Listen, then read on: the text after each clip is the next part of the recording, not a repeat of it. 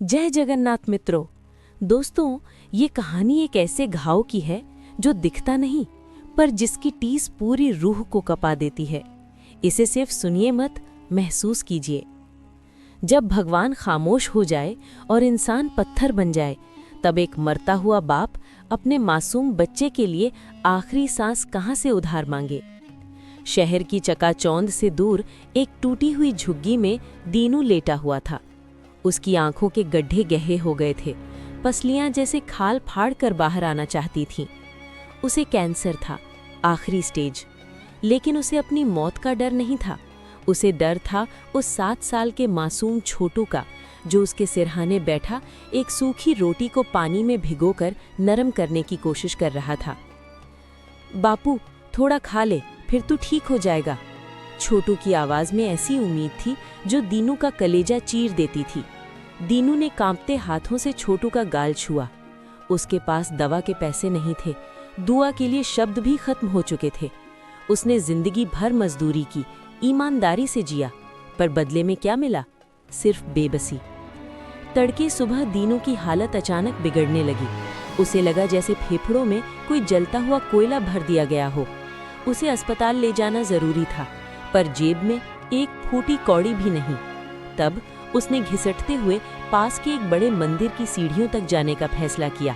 उसे लगा वहां इंसान मिलेंगे, शायद कोई मदद कर दे। बारिश शुरू हो चुकी थी, बिजली कड़क रही थी, जैसे आसमान भी उसकी बेबसी पर चीख रहा हो। छोटू अपने बाप का हाथ पकड़े उसे खींचने की कोशिश कर रहा था। बापू, उठना, देख मंदिर आ गया, वहां बड़े लोग हैं, वो हमें बचा लेंगे।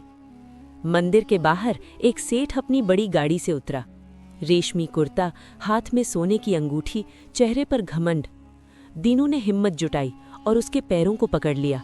उसके हाथ कीचड़ में सने हुए थे। साहब, मेरा बच्चा अनाथ हो जाएगा, बस 100 रुपए दे दो, मैं डॉक्टर के पास चला जाऊं। उसकी आवाज दर्द की आखिरी हद पर थी। सेठ ने झटके से पैर पीछे खींच लिया। हट, सुबह सुबह मूड खराब कर दिया, गंदे हाथों से कुर्ता छू लिया मेरा। नीच कहीं के, मंदिर के गेट पर ही मरना था क्या? दीनू पत्थर की सीढ़ियों पर गिर पड़ा। उसने ऊपर देखा।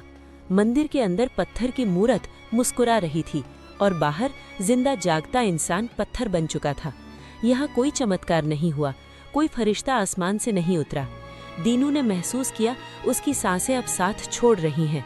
उसने छोटू को पास बुलाया। छोटू, मेरी बात सुन बेटा। वो हकलाया, आवाज टूट रही थी। कभी किसी के आगे हाथ मत फैलाना। ये दुनिया मंदिरों में पत्थर पूजती है, पर जिंदा इंसान को पैरों तले रौंद देती है। तू खुद की ताकत बनना। बापू, तू कहीं मत जा, मैं छोटा हूँ, मैं कैसे रहूंगा?